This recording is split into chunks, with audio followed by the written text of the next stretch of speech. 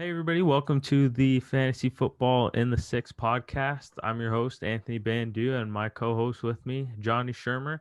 We're going to talk about some fantasy football from this week, week 7 matchups. Let's head on right into it. So first off, we had the Giants versus the Eagles on Thursday night. It was my New York Giants playing, so I was watching the game, and I was not very happy with it at all. Just with the loss there by 1 point. We had Daniel Jones was able to put up 21 points versus the Eagles defense, and he's not really someone I would want to rely on heading on into Week 8 because of his matchup against the Tampa Bay Buccaneers. This defense is ranked 16th against the pass, and I think the Bucs will carry a big lead in this game early on, and will force the Giants to be one-dimensional, throwing the ball down the field. And the Bucs D line is pretty good. They've blitzed offenses 101 times under Todd Bowles, and it's one of the most aggressive blitzing defenses in the NFL. So if I'm streaming to a quarterback to cover any of my quarterbacks on bye, I'll definitely avoid picking up Daniel Jones or even starting him. If you even have him on your team, I'm surprised you might just want to drop him. Sterling Shepard this game was the Giants' ray of hope to carry on the offense. He was pretty healthy coming back into the game, and he was able to, create some separation. And it was, him and Darius Slayton as the options for the Giants. He's owned in 29% of leagues on Yahoo. So I know with the Giants offense having a tough matchup against Tampa Bay, it's easy to say to bench Shepard as well. However, in PPR leagues, Shepard is someone I would want to consider as an option to play maybe in my flex role because the just getting a point per reception is pretty good value, and he's going to milk up those targets and everything. So if you have him, he might be a good option to put in the flex. But if you don't need to play him, then just keep him on the bench. Devontae Freeman, he suffered an injury during the game as well. So if you need to pick up a running back, there's Wayne Gallman available, but I would only want to pick him up if it's really deep in your fantasy leagues, maybe 14 teams. He's not really a reliable option as the Giants' run game isn't even that great overall. And we're kind of, flip it over to the Philly side. Philly fans are pretty happy with Carson Wentz this game. Johnny, did you happen to take a look at this game too and see Carson Wentz during the game at all? I did, yeah. Before we go on to Wentz, I think that Daniel Jones 80-yard run was the best play to describe the Giants season so far. Oh yeah, it was definitely catastrophic run, and he was able to hit. I think it was like 22 miles per hour or something like Yeah, that. He he's was a running he's as a fast as fast guy, Tyreek. so I give him that. Yeah, he was pretty fast, but it was classic New York Giants moment, him just face planting right there, couldn't make it into the end zone.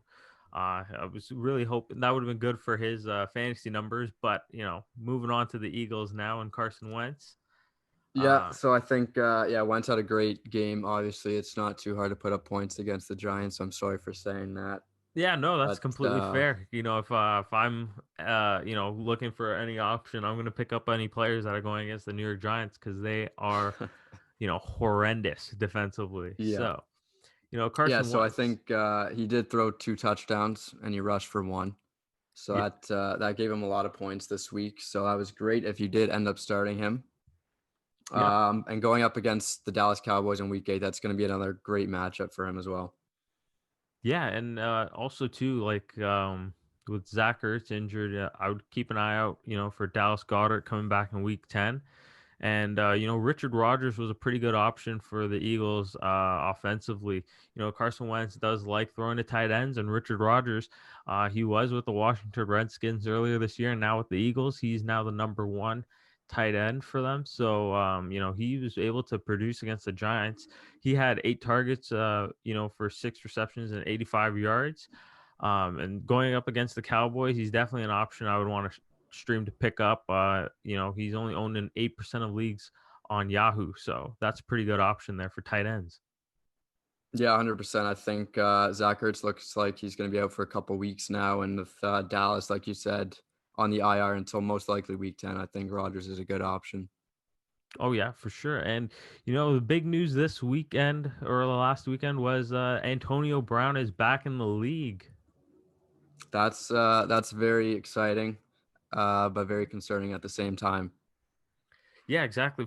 It's very concerning for people who have Mike Evans and Chris Godwin on their fantasy team there. I wonder how, the Tampa Bay offense is going to look with Antonio Brown into the mix now.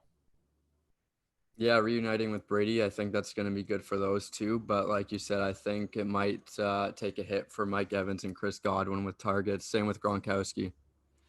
Yeah, and like I was looking at the numbers last year with his connection with Tom. He had like 8 targets, 4 receptions for 56 yards, and a TD. When he was playing that one game with New England, Yep. and the Bucks currently, with their roster and who they have as receivers, Scotty Miller was just an emerging wide receiver out of nowhere.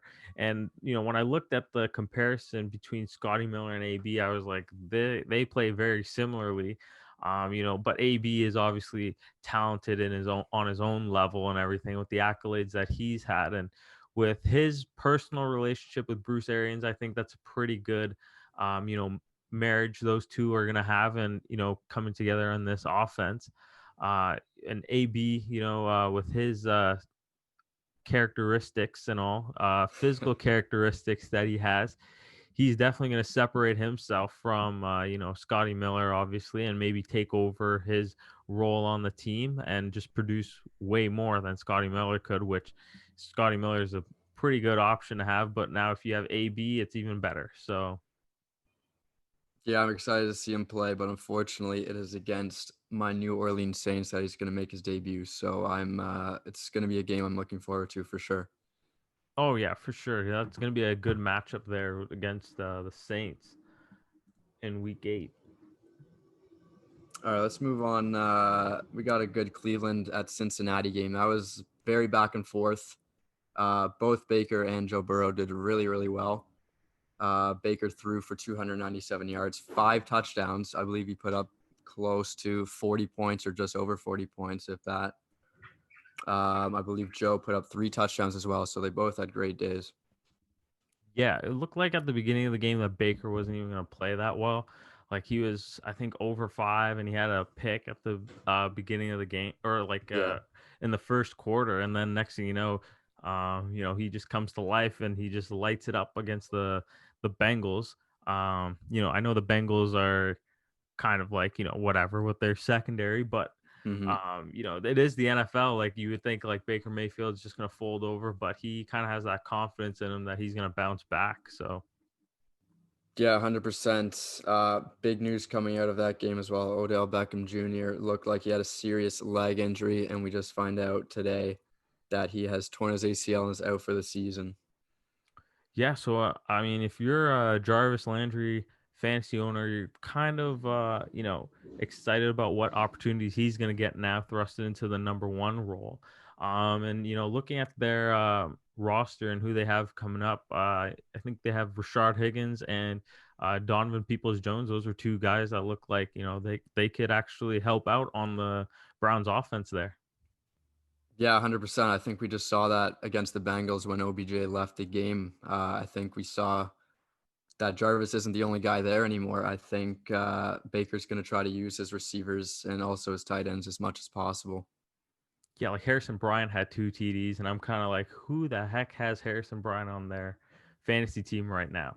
I had picked up Njoku thinking like, he's going to be the one getting all the targets there from Baker, but I ended up benching him for Tanyan, and you know, um, Mm. I think Njoku had also gotten injured, and then that's when Harrison Bryant went into the game.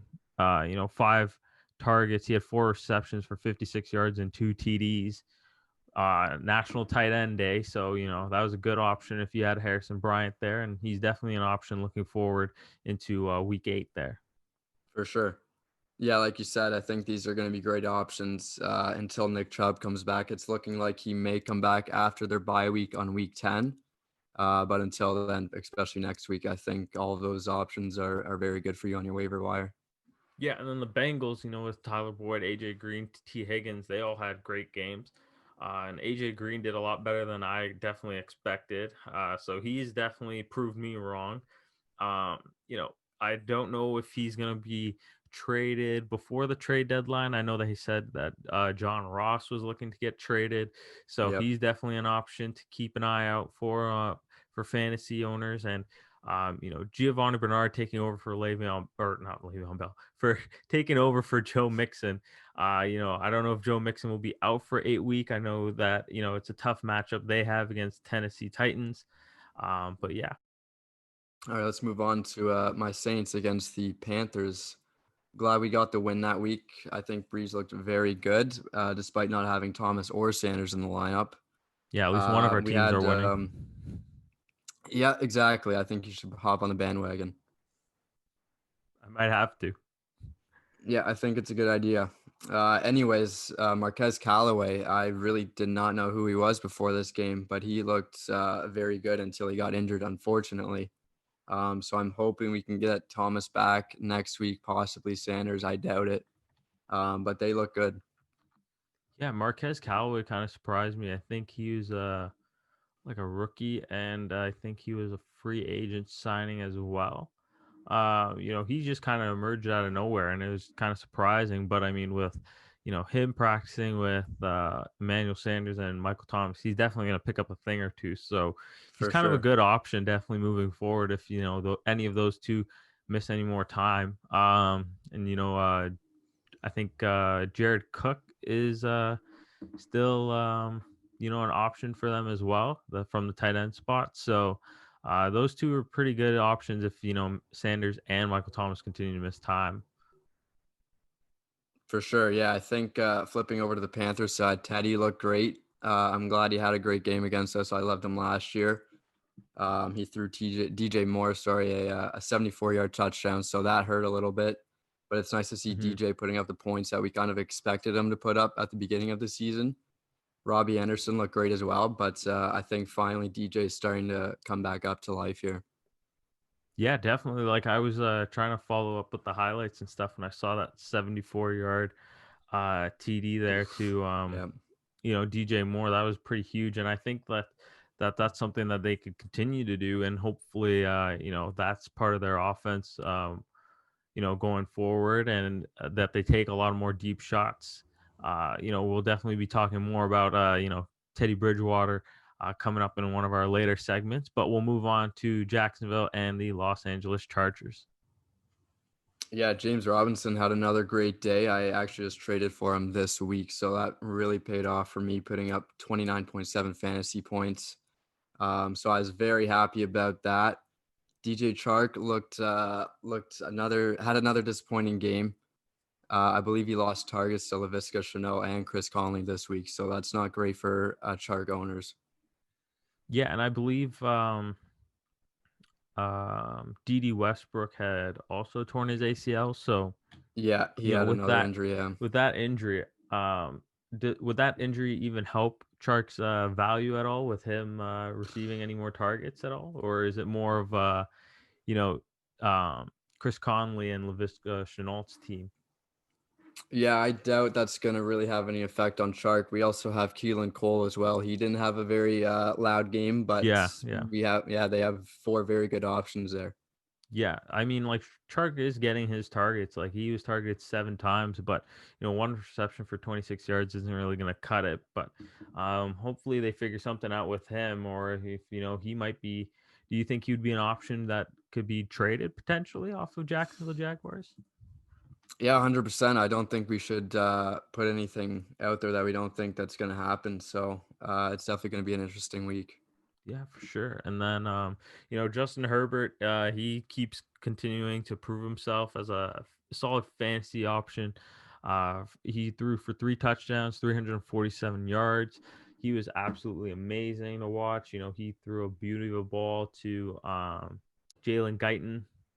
That guy is definitely going to be doing pretty well for himself. And Justin Herbert sharing the love to the tight ends as well for National Tight End Day. Virgil Green had a score. Keenan Allen, 10 receptions for 125 yards. He was targeted 13 times. Absolutely ridiculous for Keenan Allen. Thank God Philip Rivers got out of there, and now with Justin Herbert in with the Chargers, he's been able to help Keenan Allen produce week in and week out.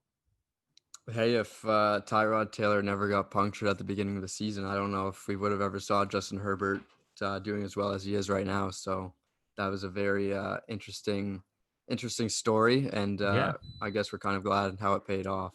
Yeah, and I'm sure the Chargers are very glad of how it paid off too for themselves. Mhm. So moving on to um, some of the busts that we've seen throughout the week. We saw Devin Singletary only put up 47 scrimmage yards. Is he an option to hold on to your team moving forward with Zach Moss there as well? It's definitely a tough say right now. Zach Moss and Devin Singletary did split snaps. It looked like this game against the Jets. Singletary hasn't looked great within the past 3 weeks, so I would keep him on your roster for now, but I definitely keep him with caution. Alrighty, and Ezekiel Elliott, he did not perform well against the Washington football team there. He only had how many rushes? He had 12 rushes for 45 yards. He was only able to make one reception for 6 yards. Ezekiel Elliott is kind of a dud without Dak Prescott. Yeah, now without Andy Dalton as well, it's not looking good for that Cowboys offense, especially for the receivers as well. So if you're an owner with Ezekiel Elliott, are you just going to look to trade him for whatever you could get, or do you think like with his name, he's able to, give you some value back for your team? Hey, I think he's still going to put up points for you. That's no question. I think he's definitely going to put up less now without, like you said, Dak and Andy.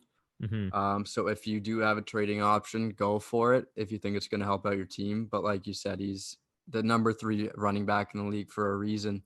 So I think it's also safe to keep him on your roster. Okay, and now moving on to Chase Claypool. This is my guy. I was pretty pumped with him putting up big points here and there, and then next thing you know, he has a dud of a game. I put him in my starting lineup, and he's only able to give me zero point 0.3 fantasy points. And watching that game against Tennessee, and I saw him coming in with the jet. He's able to catch the ball, but then he fumbles. Thank God he was able to pick it back up. But minus 2 yards for the game. I'm just kind of shocked with this. What would you do with Chase Claypool moving forward? Yeah, I wouldn't be too concerned about that. I knew Juju was going to have a good game sooner than later. I'm not Yeah. going to be too concerned about Chase, though. I think he's one hell of a receiver, and he's just going to keep putting up points. Okay. And then now we got Mike Evans. Mike Evans is kind of surprising me lately. He was the number one receiver in Tampa Bay, and you'd think with Tom Brady coming into the picture that he would be the predominant wide receiver. He was only able to have 2 receptions for 37 yards, and he was targeted twice. Looks like Chris Godwin is taking over that role now as the number one with 9 targets, 9 receptions, 88 yards, and a TD. And Scotty Miller as well is just producing, and Mike Evans isn't. What is going on with Mike Evans? Yeah, it's not looking good, especially once AB does get into that lineup. I think we might have to be concerned if you do have a trading option.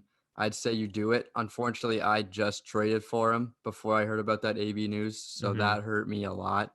Hmm. Do you But think I'd be Yeah, do you think like he has any sleeper potential, like that people could trade for him while he's low and then just, they put him in and he actually starts producing? 100%. Yeah, like who knows what's gonna happen with Antonio Brown? He's definitely a questionable character, Hmm. so you really do not know what's gonna happen within these next couple of weeks. So I'd definitely say he does have sleeper potential for sure. Okay, it's cool. Sounds good. So I might just trade for him in our league then and see where that takes me. But Jerry Judy, Denver rookie wide receiver, is he someone that you would even want to keep on your roster at all? Man, I've been keeping him on my roster for the past 8 weeks, and I've been disappointed every single week. He's been on the bench, luckily, but I always think, especially when Cortland Sutton went out, I think I thought he was going to get a good amount of targets, some looks this season. It's not really looking that way. It looks like Tim Patrick is also another receiver that they love to target, and yeah, it's not looking great for Judy. Yeah, and that was kind of a very tough game to, start any of Denver's skill set players just because of them playing in the snow. Like I don't know if Drew Lock is comfortable playing in those weather conditions. But I don't know if Judy is really good as an option moving forward, and I kind of thought he would be the number one wide receiver, but Tim Patrick is kind of taking over. So maybe like for me, I would want to stash Judy, but if I needed to pick up someone else, I would just drop him because he's not producing like Justin Jefferson or Chase Claypool or CeeDee Lamb. Like, he's just, kind of putting up dud numbers. Yeah, exactly. I think there's a lot of other receivers on that waiver wire that you could potentially get. I know Cole Beasley, he's going off lately. Hmm. I think he's put up double-digit fantasy points in the past 6 weeks or something like that. So that's always an option for you. But yeah, I'd say Judy might be better on the waiver wire. Alrighty, so now we'll just segue into our week 8 starts and sits for quarterbacks. Number one for me is Teddy Bridgewater. This is your guy, Johnny. So Teddy Bridgewater is going up against Atlanta this Thursday, and I think Bridgewater is going to be putting up some solid numbers. He came off a pretty good game against New Orleans where he scored 20.97 points. He threw for 254 yards and 2 TDs, and he had 2 rushes for 10 yards. He's not a mobile runner, but he's good to slice and dice from the pocket. So like a deeper look into Bridgewater's average yards per attempt, he averaged 10.5 yards per attempt, which is the highest he's thrown for this season. And Atlanta gives up the most net yards per attempt, which is 8.2. So from what I saw with Teddy going against New Orleans and him taking those deep shots, I'm pretty much expecting to see more against the Atlanta Falcons, who give up the most yards per attempt. They've given up so far 2,334 yards this season and 19 passing TDs, which is the most in the NFL. And the last time Teddy went up against the Atlanta Falcons defense, he was able to put up 22.73 points. So Bridgewater is only owned in 44% of leagues in Yahoo, and he's got this great matchup against the Atlanta Falcons this Thursday. So for me, that's kind of the easiest start I would want to go with for Week 8. Yeah, 100%. I think the Falcons, they're just not it this year. Their offense looks okay, but when it comes to their defense, it's not there. Yeah, and then my second option for quarterbacks that you want to start in Week 8 is Carson Wentz. Carson Wentz is going up against the Dallas Cowboys Sunday Night Football, which I would kind of want to flex that to a different time. I wouldn't want to see that for a Sunday Night Football game, but if it is that, then it is that. Carson Wentz was able to put up 27 points against the Giants, and Kyle Allen from the Washington Football Team scored 18 points against the Dallas Cowboys.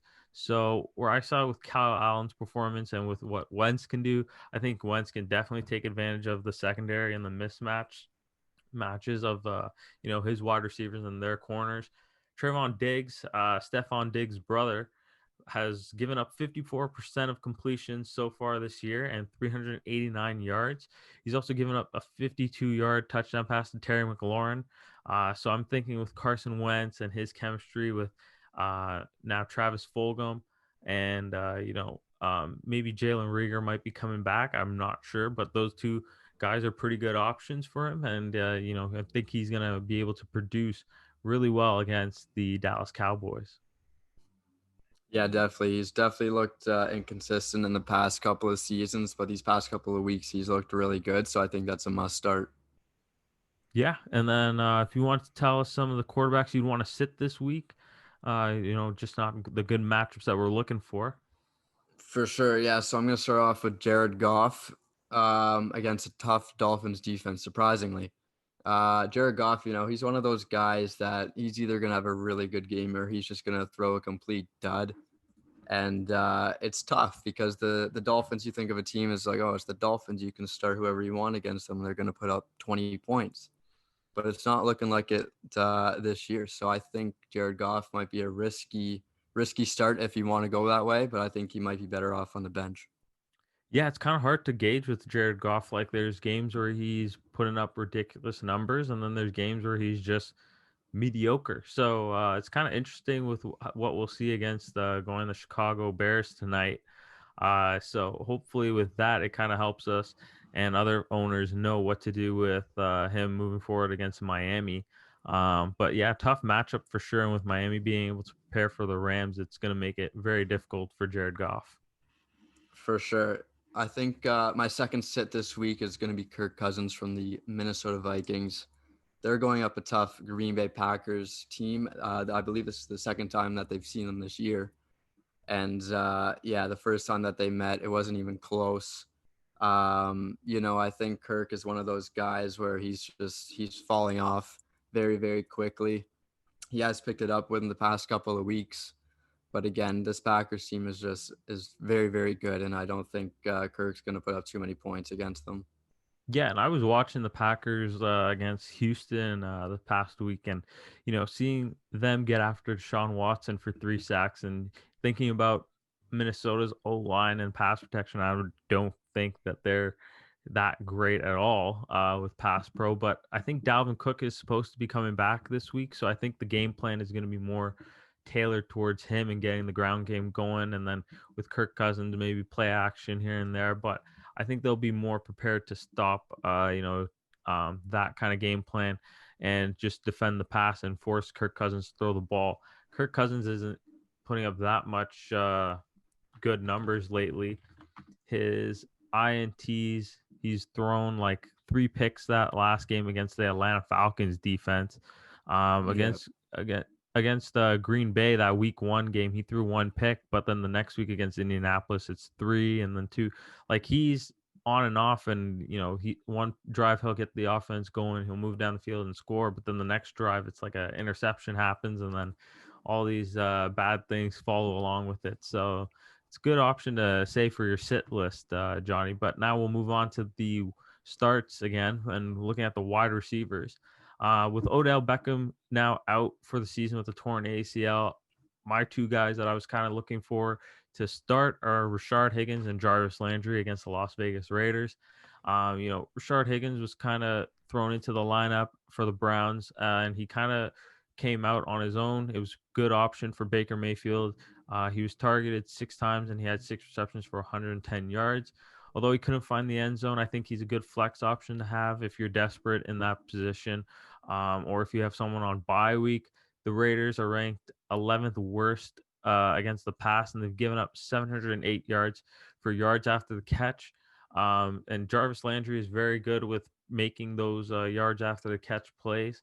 He does punt return, he's done kick return and things like that before in the past. So I'm kind of looking to see like maybe if he catches a ball on the screen and there's blockers ready for him, he's just gonna go and he'll be gone and be able to make plays.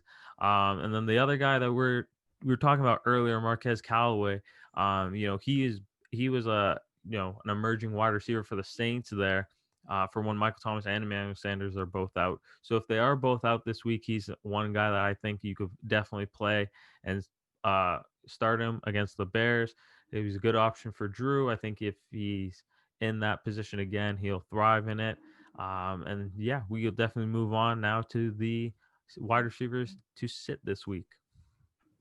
Yeah, so going back to that Vikings Packers game, I'm gonna have to say sit Justin Jefferson. I know he's been going off. They're just coming off of a bye week, although.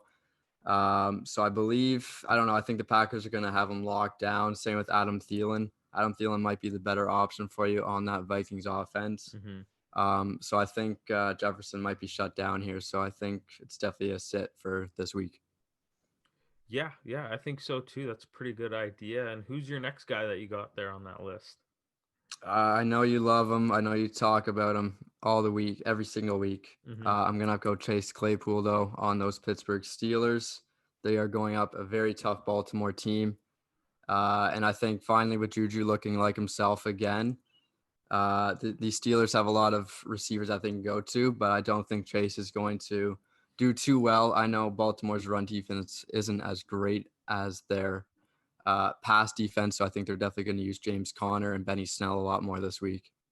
Yeah, and I think like even with Deontay Johnson now back for them, it's like Claypool is definitely taking a big backseat in the snap counts and everything. So he's kind of looking like, the number 3 option now, but probably still Ben's guy here and there. But, the play calling is just a lot different now with Deontay Johnson back. Like I didn't notice. I've noticed that with Claypool, there wasn't plays specifically designed for him when he was on the field and things like that. It kind of tailored towards the other guys. So it looks like they're getting them more involved. But yeah, definitely a good idea to sit Claypool this week. So the running backs I was saying to start for week 8, Miles Sanders, we're riding heavy on these Eagles here for against the Dallas Cowboys. If Miles Sanders is out for the game against Dallas, I'd want to start Boston Scott as my RB2. He continues to produce in the passing game as well, and he was able to put up 18.20 points against the Giants. And after watching Antonio Gibson put up 18.80 points against Dallas, I think it's easy to say for Boston Scott to be in your starting lineup. Yeah, I think you're right on to that. I think if Sanders is out, Scott's a great option. He did very well against the Giants. Like I said earlier, it's not that hard to do, but I think Wentz is definitely going to be looking for him for sure. And in that passing game, I think Dallas really struggles with that. So I think Boston Scott's a great option.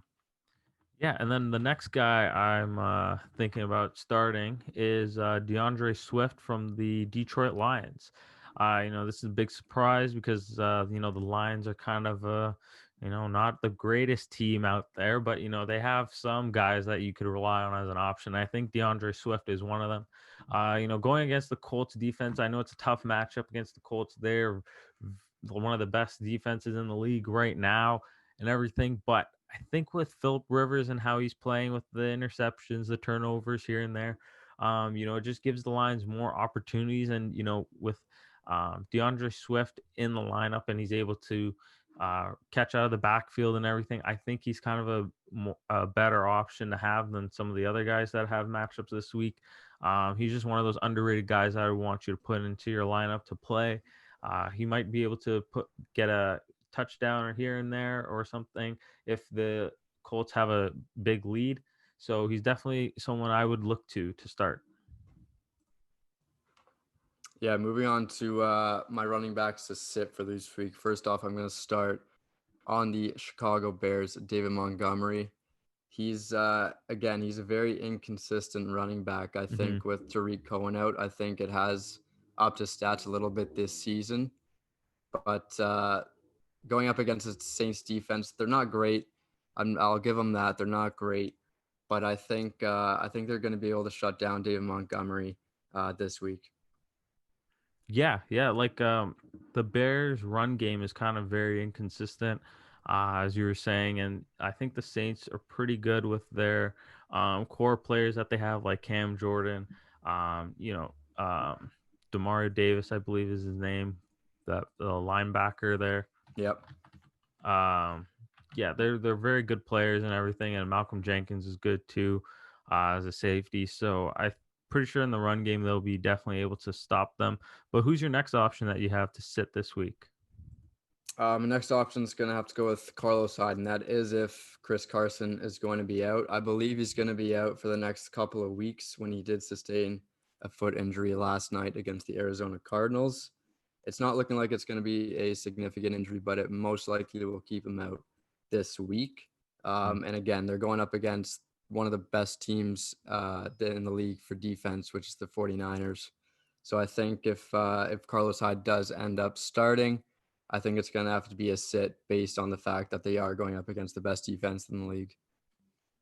All right. Well, that's some pretty good info there. And for me, for the tight ends that you would want to start, this is a big one. It's Jimmy Graham of the Chicago Bears going against his former team, the New Orleans Saints.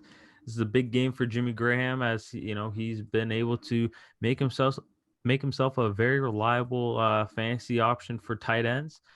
He's been able to continue to produce, and he's kind of found himself some chemistry there with Nick Foles. He's put up 4 touchdowns this year in the last game against the Carolina Panthers.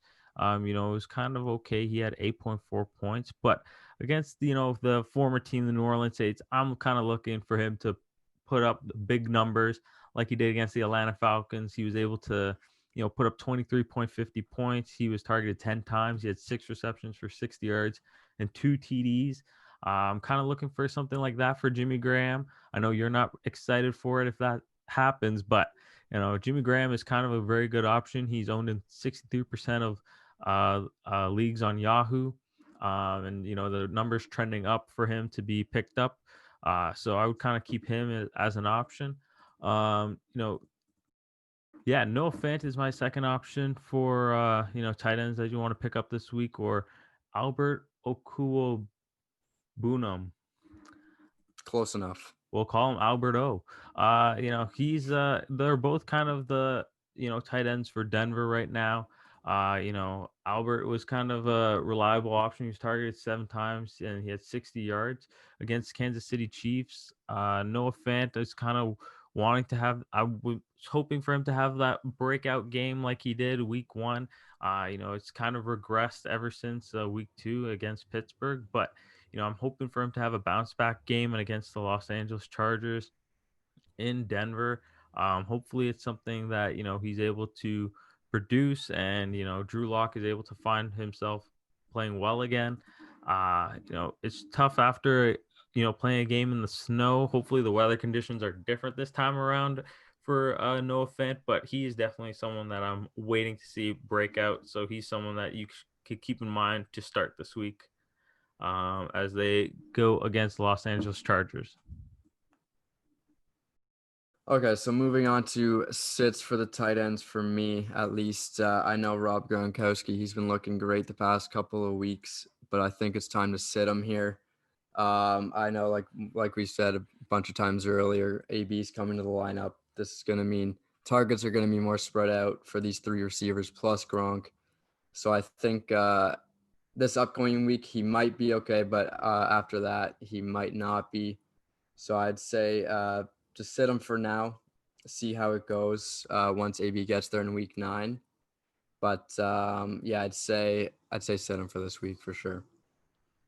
Yeah, just because of the targets going around for everybody, it's kind of tough to say who you would actually need to start. But with Rob Gronkowski, he's now made himself look like a pretty big target for the defense to pay attention to. So I think with that attention being on him, teams are going to really focus on him more, since he's Brady's number 1 reliable target. So then that just means the ball is going to spread out to everybody else.